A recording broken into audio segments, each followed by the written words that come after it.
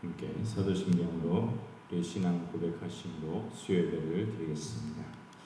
나는 전능하신 아버지 하나님 천지의 창조주를 믿습니다. 나는 그의 유일하신 아들 우리 주 예수 그리스도를 믿습니다.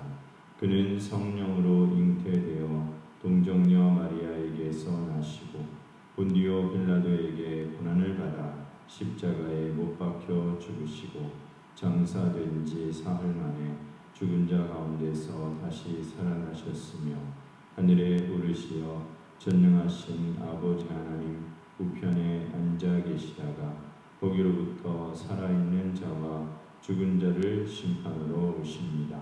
나는 성령을 믿으며 거룩한 공교회와 성도의 교제와 죄를 용서받는 것과 몸의 부활과 영생을 믿습니다. 아멘. 찬송가 90장 찬송을 함께 부르겠습니다.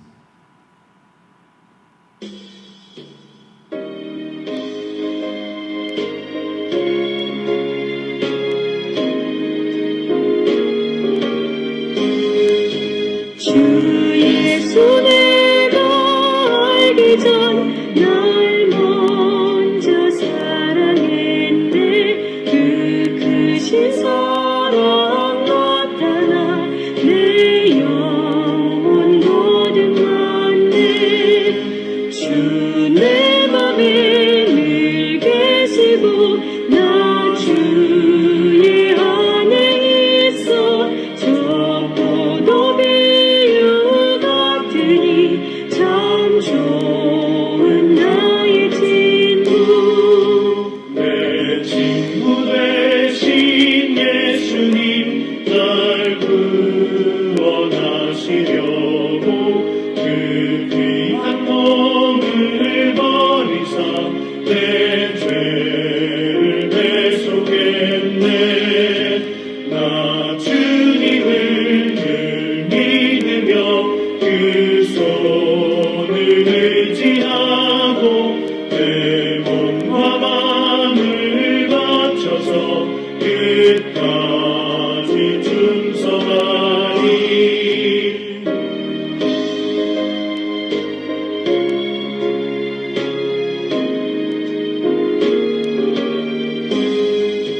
내 진실하신 친구여 그 은혜 내려주사 날 항상 보호하시고 내 담배 되옵소서. 그 풍성한 참 사랑을 믿음이 그의 소녀 날 구원하신 예수님 참 좋은 나의 친구. 아멘. 큰 마음으로 기도합니다. 성도들이 드리는 예배를 기쁘게 받으시는 하나님 아버지 감사와 찬송과 영광을 올려드립니다. 오늘도 임마누엘의 은혜로 저희와 동행하여 주시고 저희의 심령에 참된 평안과 안식을 주심에 감사드립니다. 사랑받는 믿음의 식구들과 우리 성산의 모든 성도들을 지켜주심에 감사드립니다. 성령님의 인도하심을 따라 진리 안에서 참된 자유함으로 하나님 아버지 앞에 드리는 복된 예배가 될 수 있게 하여 주시옵소서. 오늘도 주시는 말씀에 귀를 기울이게 하시고 우리를 향하신 하나님의 사랑과 구원의 은혜를 깨닫게 하여 주시옵소서. 예수님 거룩하신 이름으로 간절히 기도합니다. 아멘. 하나님 말씀은 에베소서 4장 1절로 3절 말씀입니다.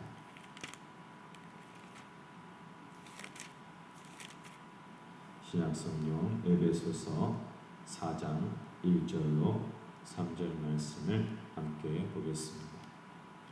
그러므로 주 안에서 갇힌 내가 너희를 권하노니 너희가 부르심을 받은 일에 합당하게 행하여 모든 겸손과 온유로 하고 오래 참음으로 사랑 가운데서 서로 용납하고 평안에 매는 줄로 성령이 하나 되게 하신 것을 힘써 지키라.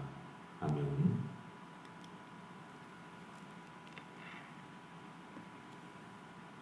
이 말씀은 천국의 시민답게 살자라는 말씀의 제목으로 말씀을 나누겠습니다. 복된 우리 성도들의 믿음의 가정마다 사랑과 은혜와 평안이 넘치기를 예수 그리스도의 이름으로 축원합니다. 우리나라 사람들은 모두 대한민국을 사랑합니다. 우리나라 국기인 태극기를 소중하게 생각합니다.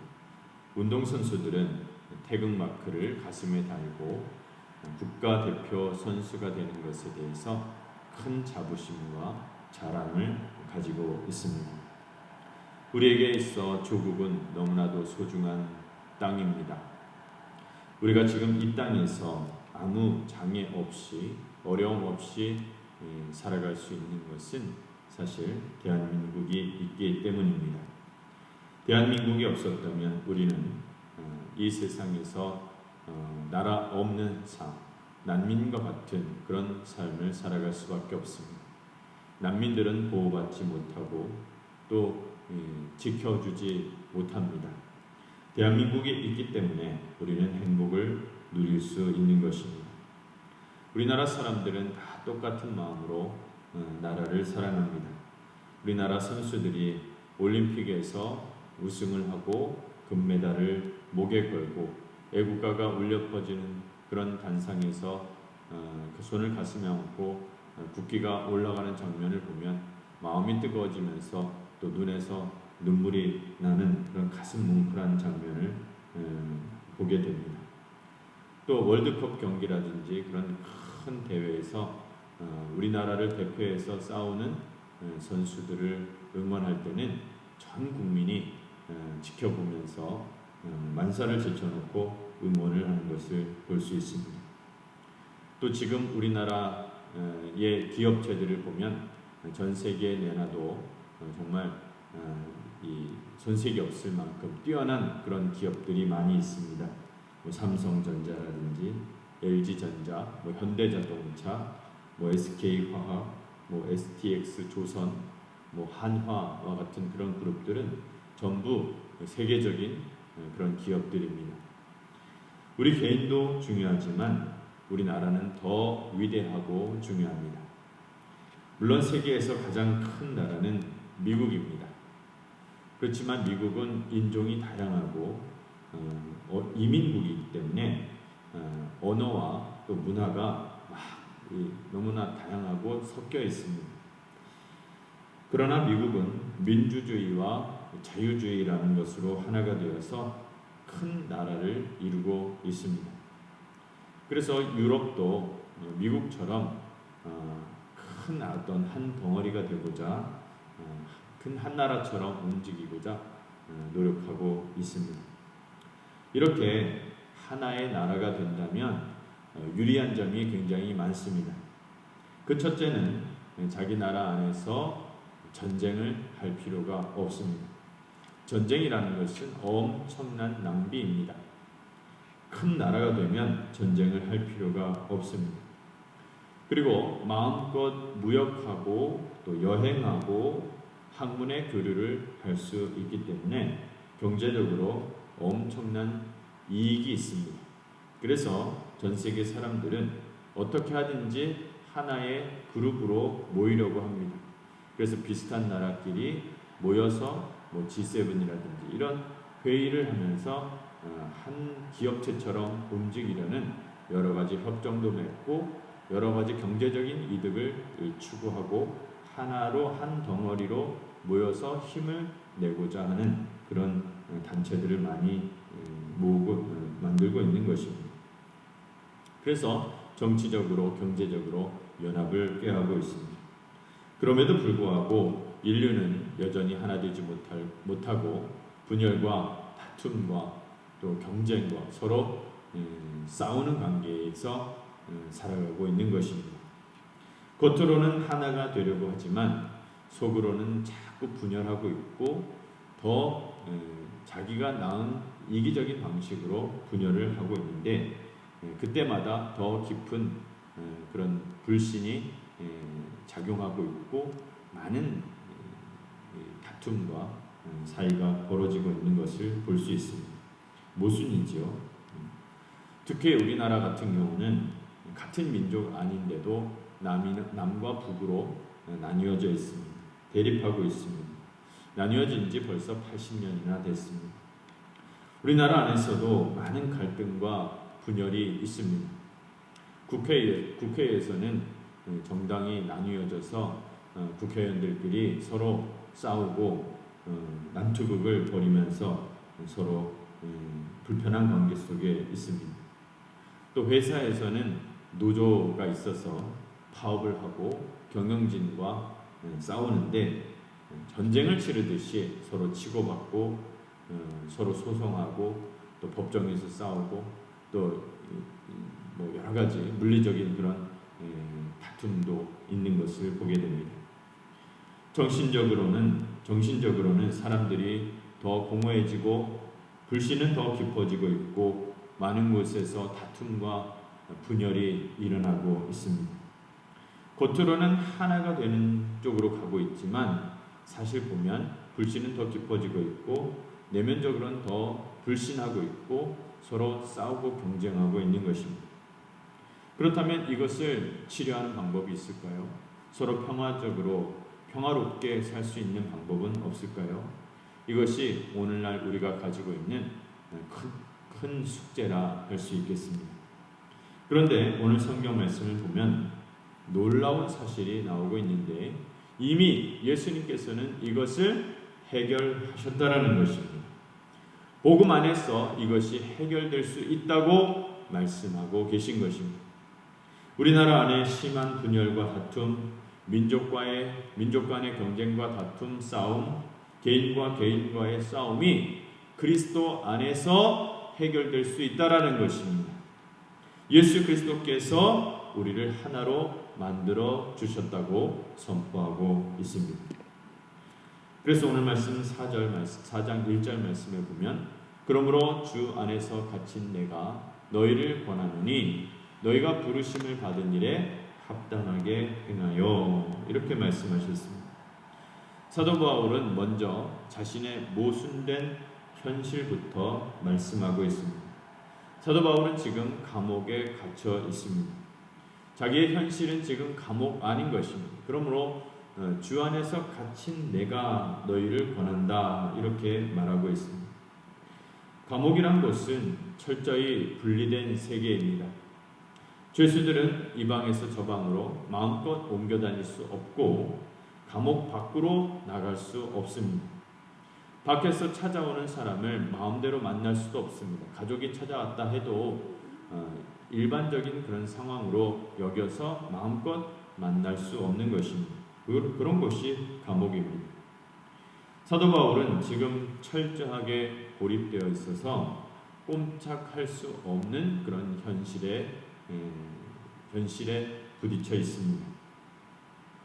그런데 사도 바울은 여기서 놀라운 말씀을 하고 있습니다. 모든 인간은 그리스도 안에서 하나가 되었다라는 것입니다. 특히 4장 3절 말씀에 보면 평안에 매는 줄로 성령이 하나 되게 하신 것을 힘써 지키라 이렇게 말하고 있습니다.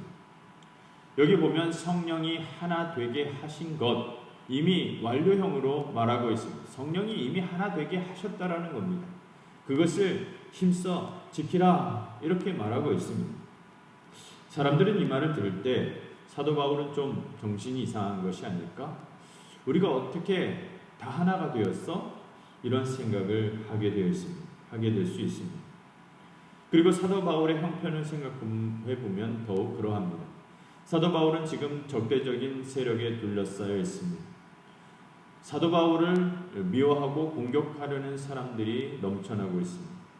그리고 그런 사람들 때문에 지금 감옥에 갇혀 있습니다. 그런 사람들에게 애워싸여 있고 매일 감옥에서 비인간적인 대우를 받고 있고 인간 이하의 취급을 받고 있습니다. 그런데 사도 바울은 뭐라고 말합니까? 그리스도 안에서 모든 인간의 불신과 미움과 적대감은 다 부서졌다. 벽은 다 무너졌다. 그리스도께서 성령께서 하나가 되게 하셨다. 이렇게 말씀하고 있습니다. 그리고 우리에게 4장 1절에 보면 다시 말하기를 우리에게 너희가 그 부르심에 받은 일에 합당하게 행하여 이렇게 말하고 있습니다. 부르심을 받은 일에 합당하게 행하라 이렇게 말씀하고 있는데 이 말은 조금 어려운 말입니다. 직역을 하면 어떤 나라의 시민이 되었으면 그 나라의 시민답게 행동하라라는 것입니다. 그러니까 로마 사람이 되었으면 로마 사람답게 행동하고 한국 사람이 되었으면 한국 사람답게 행동하라 그런 뜻입니다. 이것을 사도 바울의 표현대로 하면 너희가 천국 시민이 되었다면 천국 시민답게 살아가라 행동하라 그런 뜻입니다. 그런데 지금 에베소서를 받고 있고 에베소서를 읽고 있고 듣고 있는 성도들은 어떤 사람들입니까? 대부분이 사회에서 약자애들입니다. 그들은 노예들이었고 부두에서 노동하는 노동자들이었고 이방인이었습니다. 에베소 지역에 사는 사람들은 다 어떻게 보면 굉장히 천한 그리고 교회에 나오는 사람들은 사회에서 소외된 사람들이라 할 수 있겠습니다. 그들은 사회적으로 약자이고 소수입니다. 그들은 핍박을 받고 있었습니다. 유대인들로부터 핍박을 받고 있었습니다. 십자가에서 죽은 예수를 구원자로 믿는다는 이유 하나, 그리스도를 전파한다는 이유 하나로 사람들의 놀림과 따돌림과 핍박을 받고 있었던 것입니다. 사회적으로 박탈당한 지위가 있고 그리고 또 그들도 경제적으로 힘든 그런 상황이었고 유대인들의 그런 정신적이고 육체적인 그런 폭력적인 그런 핍박 아래 놓여져 있는 사람들이었습니다. 교회에서는 사랑을 배우고 하나님을 예배하고 서로 사랑하는 그런 공동체로 세워지고 있지만 현실에서는 아무 힘도 없고 가난하고 소외된 사람이었던 것입니다. 노예로 주인의 말에 절대 복종하며 자유를 마음껏 누리지도 못하는 그런 사람들도 많았습니다.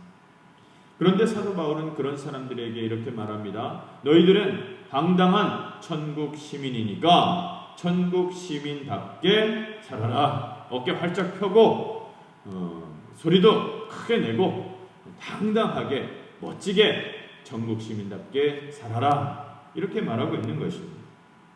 옛날 예수 믿기 전에 행동, 예수 믿기 전에 그 불안한 마음들, 걱정한 마음들, 막 정말 위축되고 그런 소외되었던 그런 모습에서 탈피해서 이제 다 청산하고 깨끗한 사람으로 천국 시민답게 멋있게 이스라엘보다 더 당당하게 예수님의 사람답게 행동하라고 말하고 있는 것입니다.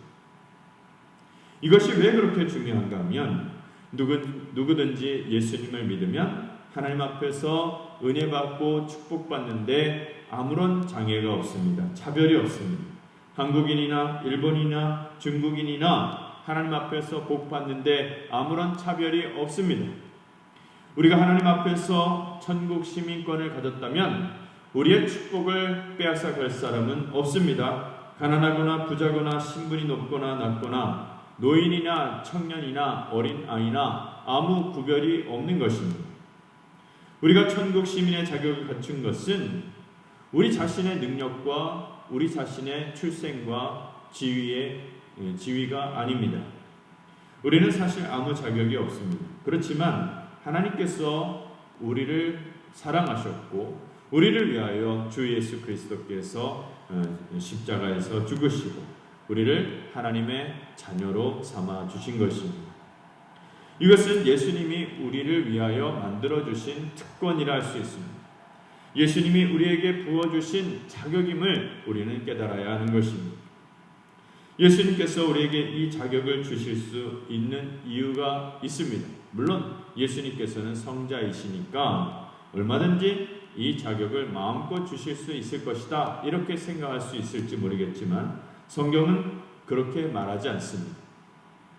성경은 예수님께서 하늘에서 이 땅으로 내려오셨다고 말씀하고 있습니다.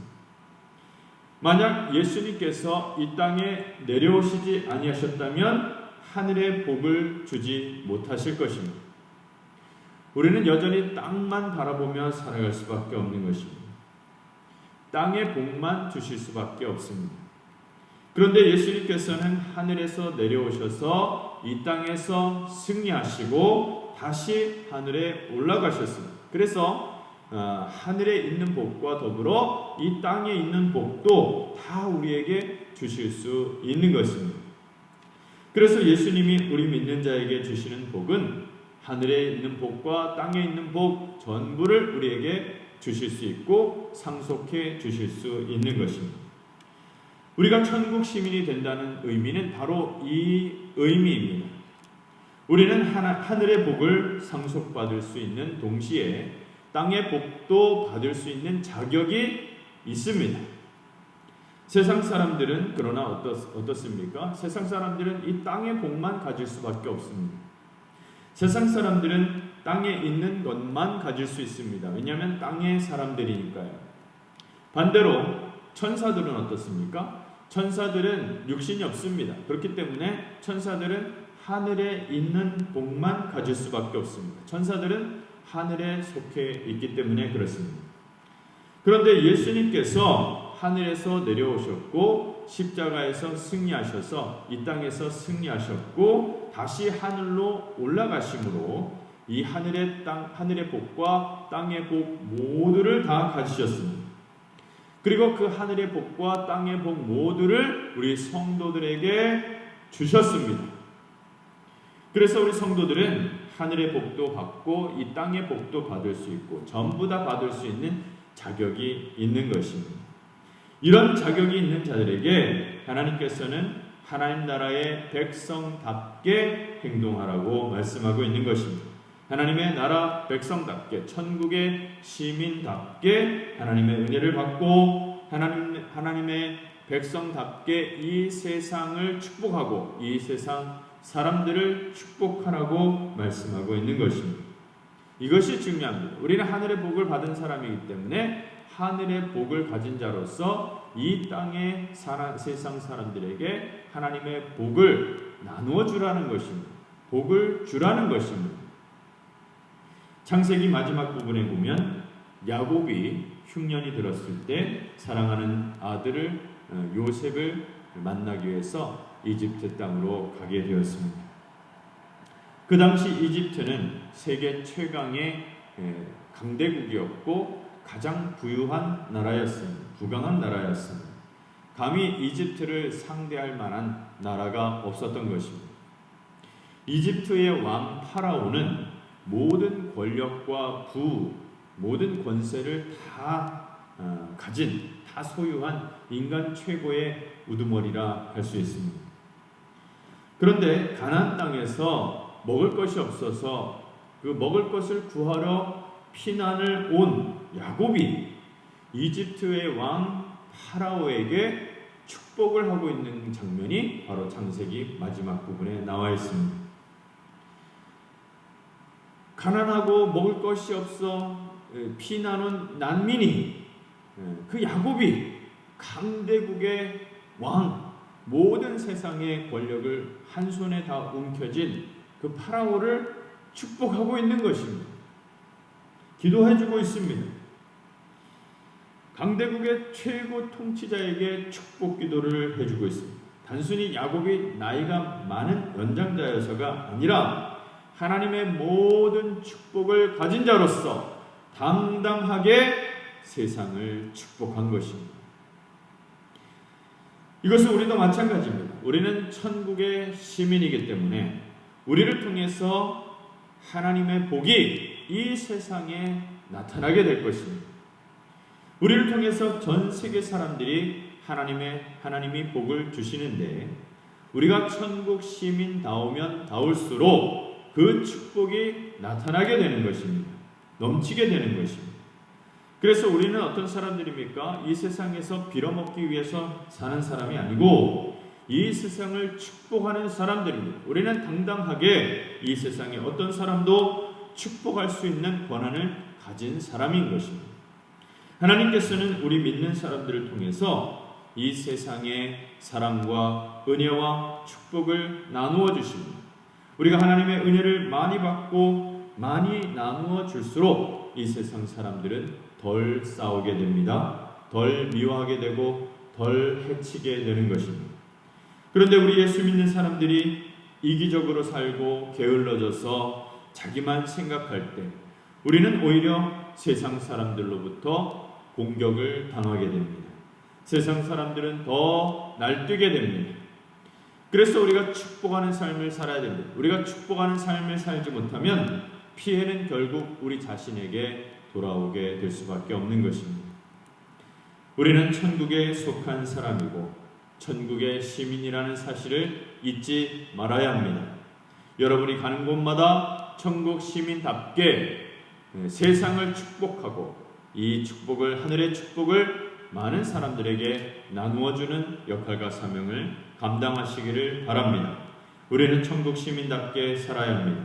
천국의 시민으로서 이 세상을 축복하고 그리스도의 사랑으로 세상을 섬기는 우리 사랑받는 성산의 모든 가족들이 다 되시기를 주의 이름으로 축원합니다. 기도하겠습니다. 살아계신 하나님 아버지 감사합니다. 우리를 하나님의 선하신 뜻 가운데 택하여 불러주셔서 감사합니다. 주 예수 그리스도의 십자가의 은혜를 믿고 하나님의 백성으로 천국의 시민으로 살게 해주셨으니 감사합니다. 우리가 천국 시민답게 살아가는 것이 가장 귀한 일이요 하나님의 원하시는 뜻인 줄로 믿사오니 우리가 천국 시민답게 당당히 살아갈 수 있도록 인도하여 주시옵소서. 그래서 우리 가는 곳마다 어디서나 평화를 이루어가게 하시옵소서. 하나님 아버지께서 우리 믿는 자들에게 주신 평화를 우리의 가족에게, 우리의 이웃들에게 나누어 주어서 그들로 하여금 진정한 평화와 행복을 누릴 수 있게 하여 주시옵소서. 이 평화를 가지고 하나님 앞에 나아가고 이웃과 사랑 나누고 성도와 성령 안에서 교제하며 평화를 마음껏 누리는 성도가 되게 하옵소서. 사랑의 열매로 하나님을 기쁘시게 하고 또 가정에 하나님의 은혜와 축복이 넘치고 또 사랑으로 교회를 섬기고 세상을 섬기는 우리 모두가 될 수 있도록 인도하여 주시옵소서. 예수님 거룩하신 이름으로 간절히 기도하옵나이다. 아멘. 주기도하심으로 예배 마치겠습니다. 하늘에 계신 우리 아버지, 아버지의 이름을 거룩하게 하시며 아버지의 나라가 오게 하시며 아버지의 뜻이 하늘에서와 같이 땅에서도 이루어지게 하소서. 오늘 우리에게 일용할 양식을 주시고 우리가 우리에게 잘못한 사람을 용서하여 준 것 같이 우리 죄를 용서하여 주시고 우리를 시험에 빠지지 않게 하시고 악에서 구하소서. 나라와 권능과 영광이 영원히 아버지의